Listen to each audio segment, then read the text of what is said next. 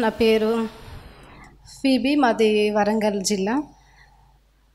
మరి మేము నా బాల్యం నుంచి మాకు క్రైస్తవ్యం అంతగా అలవాట్లేదు. వాక్యం కానీ, దైవికమైన అలవాట్లు కానీ, ప్రార్థన అభ్యాసాలు కానీ ఏవి మాకు తెలీదు. కానీ మేము హాస్టల్లో ఉండేదాన్ని. 8th క్లాస్ నుంచి హాస్టల్లో ఉన్నాను. అంతకుముందు కూడా మరి మా అక్క వాళ్ళు ప్రార్థన చేసుకునేవాళ్ళు. ఆమె నాకు కొంత వాక్యం స్టోరీస్ చెప్పేది. వాళ్ళతో పాటు సెలవులు వచ్చినప్పుడు అప్పుడప్పుడు దేవుని మందిరానికి, మీటింగ్ కానీ ఎక్కడికైనా వాళ్ళతో పాటు వెళ్ళేదాన్ని. కానీ నాకేమీ అంతగా అర్థం అయ్యేది కాదు, ఏమీ గ్రహింపు కలిగేది కూడా కాదు. కొన్నిసార్లు పెద్ద పెద్ద చర్చిలకు వెళ్ళినప్పుడు అక్కడ తోపులాట, గందరగోళము, అల్లర్లు ఉంటే నాకు అక్కడ ఏమీ కూడా వాక్యము విన్నది నాకు అర్థం అవడం కానీ, ఏదో నెమ్మది పొందుకున్నట్టు కానీ అనిపించకపోయేది. దానికంటే ఇంటి దగ్గర ప్రశాంతంగా ఉండడమే మంచిది కదా అనిపించేది. ఆ రీతిగా నేను కొంచెం హాస్టల్ కాబట్టి తల్లిదండ్రులను విడిచి దూరంగా ఉంటాం కనుక భయంతో ఉండేవాళ్ళం. కాబట్టి ప్రార్థన చేసుకునే వాళ్ళ దగ్గరికి వెళ్ళి నేను కూడా వాళ్ళతో పాటు జాయిన్ అయ్యి ప్రార్థనలో ఉండేదాన్ని. ఆ రీతిగా హాస్టల్లో ఆయా సమయంలో సాయంత్రాలు కానీ ఎప్పుడన్నా చేసుకుంటా ఉంటే నేను ప్రార్థన చేసుకునేదాన్ని. అక్కడ మాత్రమే. ఇంటికి వచ్చినప్పుడు మళ్ళీ ప్రార్థన అంతగా ఏమీ ఉండేది కాదు. ఆ రీతిగా నేను 10th, ఇంటర్, డిగ్రీ చదివే సమయంలో డిగ్రీ వరకు వచ్చినాక అక్కడ కూడా ఎక్కడ హాస్టల్లో ఉన్న ఎవరో ఒకరు మా సీనియర్స్ మాకు వాక్యం చెప్తూ ఉండేవాళ్ళు. కొద్దిసేపు ప్రార్థన చేసుకునేవాళ్ళం. అక్కడ ఒక అక్క చెప్పింది, నాకేం గుర్తంటే, మన పాపాలు మనం ఒప్పుకోవాలని చెప్పినప్పుడు పాపాలు ఒప్పుకోవాలనేది అర్థమైంది. కానీ ఏవి పాపాలు అంటారు, ఏవి ఒప్పుకోవాలి, ఎలా సరి చేసుకోవాలి అనేది ఏది కూడా నాకు అంతగా తెలీదు. సినిమాలు చూడొద్దు అనేది విషయం కూడా తెలిసిందే నేను డిగ్రీ చేసినప్పుడు, హాస్టల్లో ఉన్నప్పుడు. మేము అక్కడ ఉన్నప్పుడు హాస్టల్ కాబట్టి టీవీలు, సినిమాలు ఏమి ఉండవు కాబట్టి చూడకపోయేవాళ్ళం. ఎప్పుడైనా హాలిడే టైంలో ఒకవేళ టీవీ పెట్టినా ఆ సమయంలో అక్కడికి వెళ్ళకపోయేవాళ్ళం. ఎందుకంటే మేము అక్కడ ప్రార్థన చేసుకునే వాళ్ళం కాబట్టి వెళ్ళకుండా ఉండేవాళ్ళం. కానీ ఇంటికి వస్తే యథావిధిగా టీవీ ఉంటే టీవీ ముందు కూర్చొని కొద్దిసేపు వాక్యం పెట్టుకోవడము, తర్వాత మళ్ళీ సినిమాలు పెట్టుకునే వాళ్ళము. ఏదో రీతిగా సినిమాలు చూడడము మళ్ళీ అలవాటుగానే ఉండేది. కానీ నాకు ఒక విచారం కలిగేది ఏంటంటే, సినిమాలు చూడడము దేవునికి ఇష్టం ఉండదు కదా. కానీ నేను సినిమాలు చూస్తూ ఉన్నాను, అది దేవునికి ఇష్టం లేదు కదా. నేను సినిమాలు చూడకుండా ఉంటే బాగుండేది, ఆయనని బాధ పెట్టకుండా ఉంటే బాగుండు కదా. చూసి బాధపడేదాన్ని, చూడకుండా ఉంటే బాగుండేది కదా అనుకునేదాన్ని. కానీ అది ఎలా సాధ్యమో నాకు తెలీదు. ఆ రీతిగా ఉంటున్న దినాల్లో మరి అవసరానికి మాత్రం ప్రార్థన చేసుకోవడము నాకు అలవాటు ఉండేది. ఏదైనా సమస్య ఉన్నప్పుడు, అవసరత ఉన్నప్పుడు, ఏ అవసరం ఉన్నా కానీ ప్రార్థన చేసుకునేదాన్ని.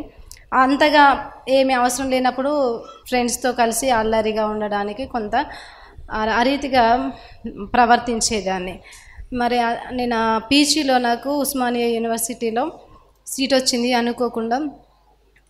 మరి అక్కడ వచ్చిన తర్వాత మా ఇంట్లో కొంత ఆ సమయంలో కొంచెం ఇబ్బందికరంగా ఉండేది. మళ్ళీ నేను దూరంగా వెళ్ళాను. ఒకేసారి కొంచెం హైదరాబాద్కి వెళ్ళడం అంటే అదే నాకు మొదటిసారి అయి ఉండొచ్చు.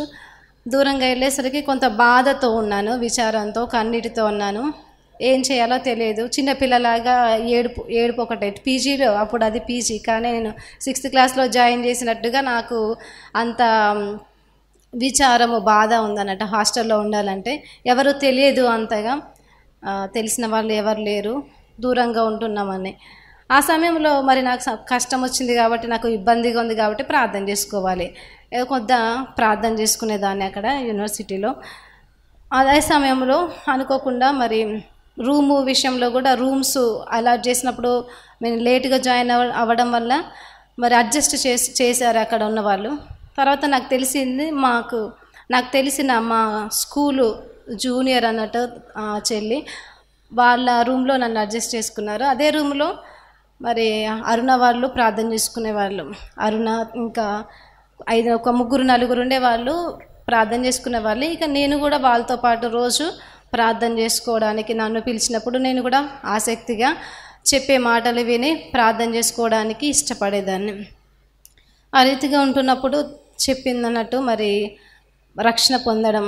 అప్పటికే మరి అరుణ రక్షణ పొంది ఇక్కడ చిన్నగొల్లపాలెంలోనే రక్షణ పొంది తను అక్కడ స్టడీ చేస్తూ ఉంది. తను మాకు రక్షణ గురించి, మారు మనసు అంటే ఎలాగో, ఎలా పాపాలు ఒప్పుకోవాలో దేవుడు సహాయం చేస్తాడని చెప్పింది. నాకు ఇదివరకు ఏం ఒప్పుకోవాలో, ఎలా ఒప్పుకోవాలో ఏంటి నాకు తెలియదు. కాబట్టి ఆ సమయంలో మరి వాక్యం వింటూ ఉన్నప్పుడు నాకు ఆసక్తిగా అనిపించింది. ఇదేదో నేను తెలుసుకోవాలి. నాకు అర్థమవుతుంది వాక్యం వింటూ ఉన్నప్పుడు నేనేదో ప్రార్థన చేసుకుంటున్నాను కానీ అది నామకార్థంగా చేసుకుంటున్నాను. నాకు సరైన గ్రహింపు లేదు. నేను సగం దేవుడు సగం లోకం అన్నట్టుగా ఉన్నాను. అవసరానికే నేను ప్రార్థన చేసుకుంటున్నాను, కానీ ఇది కాదు సరైనది, సరి అయినది తెలుసుకోవాలి అనే యొక్క ఉద్దేశం నేను కలిగి ఉండి చెప్తూ ఉన్నప్పుడు ఇంకా నాకు ఎక్కువగా ఇంట్రెస్ట్గా అనిపించేది, తెలుసుకోవాలని ఆశగా అనిపించేది. మరి నేను అప్పటికే 2 సార్లు బైబిల్ చదివాను. ప్రతిరోజు బైబిల్ చదివే అలవాటు ఉండేది నాకు. ఎందుకో మరి నాకు ఎవరు చెప్పారో గుర్తులేదు, కానీ రోజు ఒక అధ్యాయమో 2 అధ్యాయాలు చొప్పున చదువుకునేదాన్ని. కానీ ఏదో భాష సంస్కృతి చదివినట్టు ఉండేది అనుకుంటా. అసలు ఏమీ నాకు తెలియదు. నువ్వు బైబిల్ చదివానని అంటున్నావు కదా, నీకు ఈ విషయం తెలుసా, నీకు ఆ విషయం తెలుసా అని నన్ను అడిగితే నాకేమీ తెలియదు అనేదాన్ని. ఏది అడిగినా ఏమీ తెలియదు అని. మరి నువ్వు బైబిల్ చదివినా అంటే చదవడమే, అది నిజమే చదివాను, కానీ నాకేం తెలియదు, నాకేమీ అర్థం కాలేదు. అలాగే చెప్తున్న సమయంలో నేను కూడా రక్షణ పొందాలి, నేను కూడా సరైన భక్తిని చేయాలి, నేను కూడా సరైన మార్గంని వెంబడించాలి. నేను ఉన్నది ఇప్పుడున్న పరిస్థితి నాది సరైనది కాదు, నాకు రక్షణ కావాలి, నేను దేవునికి ఇష్టమైన భక్తిని చేయాలి అనే తలంపు నాలో కలిగినప్పుడు మరి అక్కడే నేను హాస్టల్లో ఉండి రోజు ప్రార్థన చేసుకుంటున్నాను. రోజు ఈవినింగ్ ప్రేయర్కి వెళ్తున్నాము, చెప్పే మాటల్ని రాసుకుంటున్నాను. అప్పుడు నాకు అర్థమవుతుంది, ఓహో ఈ వాక్యం అర్థం ఇదై అని నాకు అప్పుడప్పుడే నాకు గ్రహింపు కలుగుతూ ఉంది. అలాగే రక్షణ పొందడం కొరకు మరి గొల్లపాలెము ఇక్కడ ఉంటుంది, అక్కడ ప్రార్థన చేసుకోవచ్చు అని చెప్పినప్పుడు రోజు అక్కడ ప్రార్థన చేసుకుంటున్నాను. కాలేజ్కి వెళ్ళి వస్తూ హాస్టల్లో ఉంటున్న సమయంలో మరి ఫ్రీగా ఉన్న సమయాల్లో చేసుకుంటా ఉన్నాము కనుక అంత ఎక్కువగా కాన్సన్ట్రేట్ చేసి అదే పనిగా ప్రార్థన చేసుకోవడానికి అవకాశం ఉండదు అక్కడ. కాబట్టి ఇక్కడికి రావాలని అనుకున్నాను. మరి చాలామంది గొల్లపాలెం రావాలంటే రమ్మని చెప్పి తీసుకొచ్చే వాళ్ళకి విసుకొచ్చేది. కానీ నన్ను పిలిచిన మరి ఆ సిస్టర్ నేనే వెంబడి పడతా ఉన్నాను. నన్ను ఎప్పుడు తీసుకెళ్తావు గొల్లపాలెము, మనం ఎప్పుడు వెళ్దాం గొల్లపాలెము, వెళ్దాము, ఎప్పుడు తీసుకెళ్తావు అంటే తను తీసుకెళ్ళడానికి ఇష్టపడుతూ ఉంది. కానీ ఒక్కోసారి ఎగ్జామ్స్, ఇంటర్నల్స్ అని వాళ్ళది వేరే నాది. అయినా సరే నా బాధపడలేక ఆమె ఒక 2 ఇంటర్నల్స్ రాయకుండా నన్ను ఈ స్థలాన్ని తీసుకొచ్చింది. అప్పుడు పౌర్ణమి మీటింగ్స్ కానీ పెద్ద మీటింగ్స్ కానీ ఏమీ లేవు. ఊరికనే నాకు నా భారం చొప్పున ఇక్కడ ప్రార్థన చేసుకోవాలనే ఆశతో ఈ స్థలానికి నేను వచ్చాను. వచ్చిన తర్వాత మరి ఆంటీ గారు కూడా ఇక్కడ లేరు, ఒరిస్సాలో ఉన్నారు. అంకుల్ ఇక్కడ లేరు, విజయవాడలో ఉన్నారు. ఇక్కడ కొంతమంది సిస్టర్స్ ఉన్నారు, అక్క ఉన్నారు, లిడి అక్క ఉన్నారు. నేను ఒక దినం ప్రార్థన చేసుకోమని చెప్పినప్పుడు సరే నేను ప్రార్థన చేసుకుంటానని ఓల్డ్ ప్రే టవర్ చూపించింది నాకు, ఇక్కడ ప్రార్థన చేసుకోవచ్చు అని. నేను ఇంకా సరే ప్రార్థన చేసుకుంటాను, ఎప్పుడెప్పుడు ప్రార్థన చేసుకో. నాకు 5 నిమిషాలు 10 నిమిషాలు ప్రార్థన చేసుకునే అనుభవమే కానీ గంట ప్రార్థన నేను ఎరుగను. అది వరకు అంతసేపు ఎలా చేసుకుంటారో నాకు తెలియదు. కానీ నాలో ఉన్న పాప భారమును బట్టి నేను రక్షణ పొందాలి, మారుమనసు పొందాలనే ఆశ ఎప్పుడు దేవుడు నాతో మాట్లాడతారు, నన్ను ఎప్పుడు క్షమిస్తారు, దేవుడు నిజంగా నన్ను క్షమిస్తే బాగుండేది, ఎప్పుడు క్షమిస్తారో, ఇంకెంతసేపో, ఇంకెన్ని రోజులో అనే ఆశతో ఆతృతతో నేనున్నాను. తొందరగా ప్రార్థన చేసుకోవాలని ఆ రోజు ఉదయం మొదలుకొని సాయంత్రం వరకు కూడా నాకు గుర్తొచ్చిన పాపములను ఒప్పుకోవడం, గుర్తురాని వాటి కొరకు దేవుణ్ణి అడగడము, గుర్తొచ్చిన వాటి కొరకు క్షమాపణ అడగడము, మరి అదే రీతిగా కంటిన్యూషన్గా చేసుకుంటున్నా. నాకు తెలియదు ఎంత సమయం అవుతుందో, ఎక్కువ సమయమే నేను మరి ప్రే టవర్లో గడిపాను. నాకు గుర్తున్నంత వరకు నేను చిన్నప్పుడు మా ఇంట్లో చేసిన దొంగతనం ప్రతిదానికి కూడా అది ఎట్లా తప్పవుతుంది, మా అమ్మనే కదా, మా నాన్నే, మా ఇల్లే కదా అని నాకు అనిపించేది. దానికి ఒక వాక్యము మరి చెప్పినప్పుడు విన్నానో లేకపోతే ఈ వాక్యంలో నుంచి ఎలానో దేవుడు నాకు గ్రహింపునిచ్చాడు. తన తల్లిదండ్రుల సొమ్మును దోచుకొని అది ద్రోహము కాదనుకునేవాడు నశింపజేయవానికి జతగాడు. కాబట్టి నేను చేసిన తప్పు అనేది నిజంగానే పాపము. వారికి తెలియకుండా చేసిన దాన్ని బట్టి. అలాగే అబద్ధాలు వ్రాయకూడదు, అబద్ధాలు మాట్లాడకూడదు, అబద్ధికులందరూ కూడా అగ్నికందకములతో మండు గుండంలో పాలు పొందుతారనే వాక్యాన్ని బట్టి నేను మాట్లాడిన అబద్ధాలన్నిటి విషయంలో పశ్చాత్తాపపడుతూ ఉన్నాను. మరి లీవ్ లెటర్స్ నేను ఏదో సమయంలో నేను హై స్కూల్ లెవెల్లో ఉన్నప్పుడే జ్వరం రాకపోయినా జ్వరం వచ్చిందని చెప్పడము, మరి మేము డిగ్రీలో ఉన్నప్పుడు అటెండెన్స్ తక్కువగా ఉంటే డబ్బులు కట్టించుకునేవాళ్ళు, అటెండెన్స్ రిజిస్టర్లో దిద్దుకునే వాళ్ళము. ఒకసారి 2 సార్లు నాకు గుర్తొచ్చింది. మరి అవన్నిటి విషయంలో కూడా ఒప్పుకున్నాను. మరి తలంపుల విషయంలో దేవుడు, మరి దురాలోచనలు దేవునికి ఇష్టం లేవు, వాటన్నిటి విషయంలో కూడా ఒప్పుకోవడానికి దేవుడు సహాయం చేసింది. అలాగే దొంగతనం అంటే మరి ఎవరింట్లోనో ఏవో పెద్ద పెద్ద దొంగతనాలు చేయము, కానీ ఇంటి పక్కన వాళ్ళ ఇంట్లో వాళ్ళు లేనప్పుడు వాళ్ళ చెట్లో కాయలు కోసుకోవడము, జామకాయలు కానీ పువ్వులు కానీ లేకపోతే కాయగూరలన్నీ కానీ వాళ్ళు లేని సమయాల్లో, అది పెద్దగా నాకు తప్పని తోయలేదు ఆశ అప్పుడు. కానీ ఎప్పుడైతే నేను పశ్చాత్తాపడుతున్నానో ఇవన్నీ కూడా దొంగతనాలు, వీటన్నిటి విషయంలో కూడా పశ్చాత్తాపడాలని, ప్రభువా నన్ను క్షమించు అని ఒక్కోటి మరి దేవుని యొక్క సన్నిధిలో నేను ఒప్పుకుంటా ఉన్నాను. ఇంకా నేను ఎక్కువగా మాట్లాడే అలవాటు ఉండేది, నేను అందరితో ఎక్కువగా మాట్లాడేదాన్ని. ఆ విషయంలో కూడా దేవుడు నన్ను ఒప్పింపజేశాడు.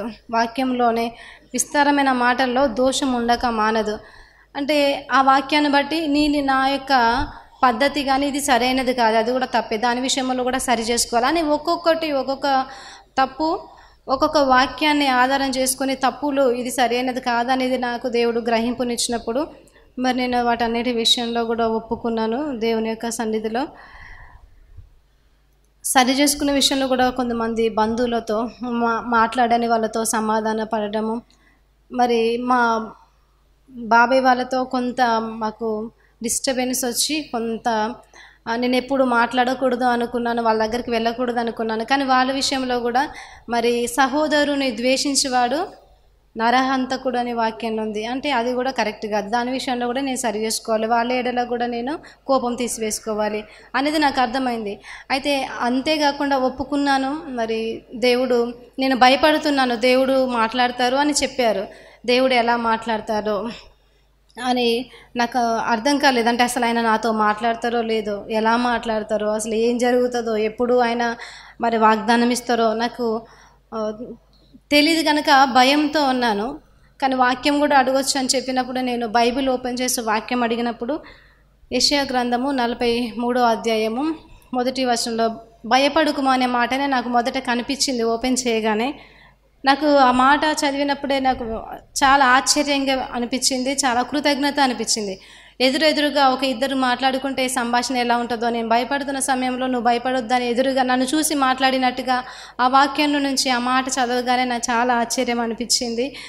అలాగే మరి దాని తర్వాత నేను నిన్ను విమోచించి ఉన్నాను, పేరు పెట్టి నేను పిలిచి ఉన్నాను, నీవు నా సొత్తు అనే వాక్యము ఆ వచనములో ఉంటుంది. మరి అది రక్షణ వాగ్దానమే అని ఆ తర్వాత తెలిసింది. ఆ తర్వాత అడిగినప్పుడు మరి వాక్యము దేవుడు ఇచ్చాడన్నప్పుడు అది రక్షణ వాగ్దానమే అని చెప్పారు.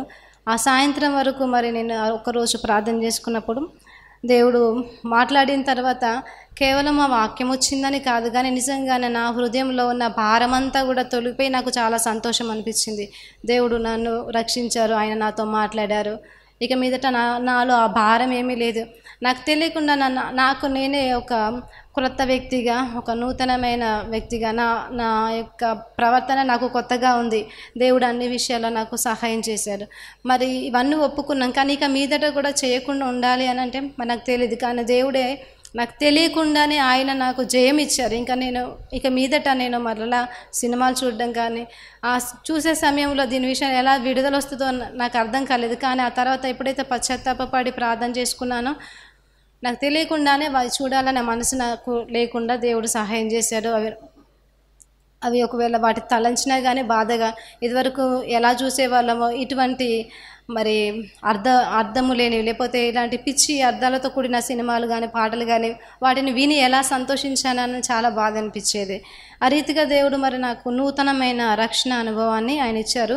అంతేకాకుండా మరి నేను ఇంటికి వెళ్ళినప్పుడు దేవుడు మా బాబాయ్ వాళ్ళతో సమాధాన పడాలి, వాళ్ళతో క్షమాపణ అడగమని దేవుడు నన్ను నడిపించినప్పుడు నాకు ఇష్టంగా అనిపించలేదు, నాకు వెళ్ళడం ఇష్టం లేదు. కానీ నాకు ఇష్టం లేకపోయినా కానీ దేవుని యొక్క ఆత్మ నన్ను బలవంతం చేసినప్పుడు నేను వారి యొద్దకు వెళ్ళి క్షమాపణ అడిగాను. అలాగే ఎవరి యొద్దనైతే ఇంటి పక్కన వాళ్ళ దగ్గర వాళ్ళు లేనప్పుడు దొంగతనం చేసి ఉన్నానో వాళ్ళ యొద్దకు కూడా దేవుడు నన్ను నడిపించాడు.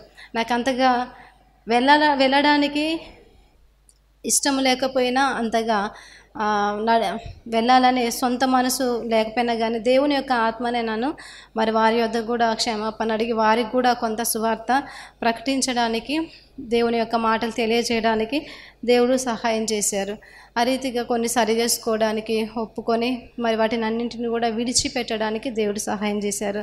నేను రక్షణ పొందిన తర్వాత కొంత కాలం మరి స్టడీ అయిపోయిన తర్వాత మరలా దేవుని యొక్క చిత్తం ఏంటో, నాకు ముందు నుంచి జాబ్ చేసి పేరెంట్స్ని మంచిగా చూసుకోవాలి, సమాజంలో ఒక మంచి పేరు తెచ్చుకోవాలి, మంచిగా గుర్తించబడాలి, సహాయం చేయాలి అనే ఒక తలంపు నేను మొదటి నుంచి కలిగి ఉండేదాన్ని.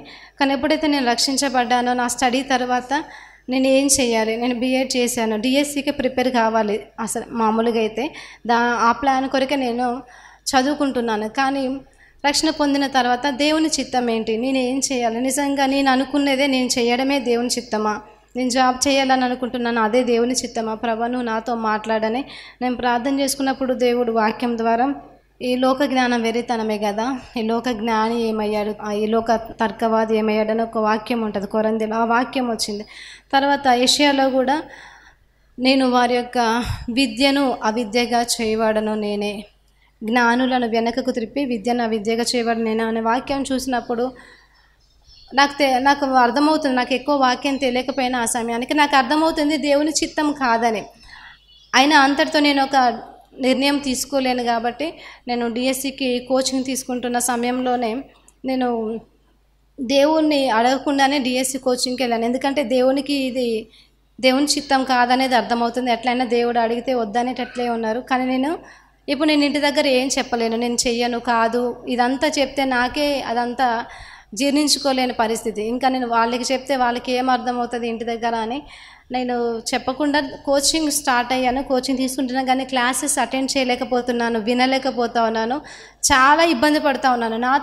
నాతో పాటు వెళ్ళే వాళ్ళేమో డిఎస్సి అంటే చాలా ఎక్కువగా కష్టపడి చదువుతారు, ఎలాగైనా రావాలంటే కాంపిటీషన్ ఉంటుంది కాబట్టి వాళ్ళు సీరియస్గా చదువుతున్నారు. నేను అసలు క్లాసెస్ వినలేకపోతున్నా, చదవలేకపోతున్నా, నేనేం చేయాలి నాకు అర్థం కావట్లేదు, ఏంటి ప్రభు అని కొంతకాలం వెళ్ళిన తర్వాత దేవుణ్ణి అడిగితే అమధ్య రాజు గురించిన వాక్యం దేవుడు చూపించండి. దాంట్లో ఏమని ఉంటుందంటే అమధ్య రాజు కొంతమంది యూదులను యుద్ధానికి తీసుకెళ్ళడానికి 20 మనుగుల వెండిని వాళ్ళకిచ్చి యుద్ధానికి తీసుకెళ్ళాలంటే దేవుడు ఆయనతో మాట్లాడతాడు, నువ్వు యుద్ధానికి వెళ్ళొద్దు అని. మరి వెళ్ళకపోతే నేను ఇచ్చిన ఆ వెండి ఏమవుతుందంటే అంతకంటే ఎక్కువ నీకు ఇస్తాను కానీ నువ్వు వెళ్ళొద్దని. అక్కడ నా పరిస్థితి కూడా సేమ్ అంతే. దేవుడు వెళ్ళొద్దు యుద్ధానికి అంటే నేను కోచింగ్కి వెళ్ళొద్దు అనేది నాకు అర్థమవుతుంది. మరి నేను ఫీజు కట్టినా కదా, నా డబ్బులు ఎట్లా అని అనుకుంటున్నా. నా డబ్బుల పరిస్థితి ఏంటి ప్రభా అంటే నేను అంతకంటే ఎక్కువ ఇస్తానని ఆయన ఆ రాజుతో చెప్తా ఉన్నాడు. అదే నాకు అర్థమవుతుంది అక్కడ. అంటే ఇక దేవుని చిత్తం కాదనేది ఆయా రీతిలుగా నాకు తెలుస్తుంది, అర్థమవుతుంది. అయితే అయినప్పటికీ కూడా మా ఇంట్లో పరిస్థితిని బట్టి నేను ఎలాగైనా కనీసం నా గవర్నమెంట్ జాబ్ వద్దు ప్రభా, కానీ కనీసం 1 సంవత్సరం అయినా ప్రైవేట్ జాబ్ అనే చేసుకుంటాను, నాకు సహాయం చెయ్యని ప్రార్థన. అయినా మళ్ళీ నేను విన్న వాక్యాలు గుర్తొచ్చాయి. వారి స్వకీయ ఆలోచన చొప్పున నడుచుకున్నట్లు వారిని ఆయన వారి యొక్క సొంత మనసుకు వారిని అప్పగించిన ఒక వాక్యం ఉంటుంది కీర్తనల్లో. ఆ వాక్యం గుర్తొచ్చేది మాటి మాటికి. ఎక్కడ మళ్ళీ నేను అడిగి తెచ్చుకుంటే అది నా సొంతంగా తెచ్చుకున్న అది నన్ను ఆయన విడిచిపెడితే ఎలాగా, ఒకవేళ ఆయన చిత్తం కాకపోయినా నేను అడుగుతున్నాను కాబట్టి నా మనసుకు కఠినమైన మనసుకు నన్ను విడిచిపెడితే మళ్ళీ నాకు కష్టం కదా, దేవుడు నాకు సహాయం చేయకపోతేనని ఎంత ప్రార్థన చేసి ప్లీజ్ ప్రభువా సహాయం చేయి ఎంత ప్రార్థన చేసినా ఆఖరికి ప్రభువా నా స్వకీయ ఆలోచనకు నన్ను అప్పగించకు, నన్ను విడిచిపెట్టకు అని ప్రార్థన చేసుకునేదాన్ని. ఆయన ఎంత ప్రయత్నం చేసినా కానీ ఏ స్కూల్కి వెళ్ళినా ఎక్కడికి వెళ్ళినా డెమో ఇచ్చినా లేకపోతే సర్టిఫికేట్స్ ఇచ్చినా ఏది ఇచ్చినా కానీ ఎక్కడ కూడా జాయిన్ అయ్యి చెప్పేంత పరిస్థితి లేదు.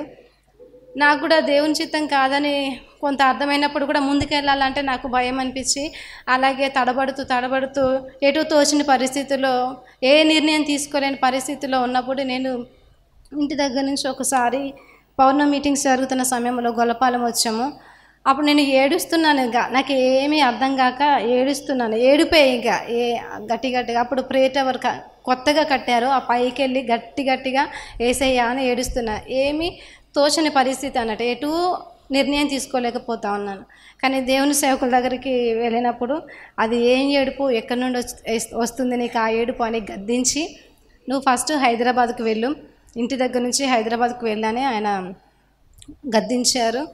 మరి నిజంగానే నాకు కూడా ఇంకా నేను అంతవరకు స్ట్రగుల్ అయ్యి ఇంకా నా వలన కాదు, నేను ఏదో ఒక నిర్ణయం తీసుకుంటానని నేను ప్రార్థనలోనే ఒక తీర్మానం తీసుకున్నాను. ప్రభువా, నీ చిత్తము ఏదైతే అదే, ఒకవేళ నేను సేవ చేయని నీ చిత్తం అయితే నీకే నేను లోబడతాను. నీ చిత్తమును చేయడానికి నేను చూస్తే ఏమైనా కానీగా, ఏ పరిస్థితి అయినా కానీ ఏమైనా కానీగా నేను నీకే లోబడుతున్నాను ప్రభువా. నీ మాట నేను వింటాను, నీ చిత్తమని నేను చేస్తాననే ఒక నిర్ణయం తీసుకున్నాను. ఆ తర్వాత నేను ఇంటి దగ్గర నుంచి మరి హైదరాబాద్లో అప్పుడు మన సహోదరులు అక్కడ ఉండి సేవలో పాల్పొందేవారు కనుక మొదట నేను అక్కడికి వెళ్ళి అక్కడ వాళ్ళతో కలిసి కొంతకాలం సేవలో పాల్గొన్నాను.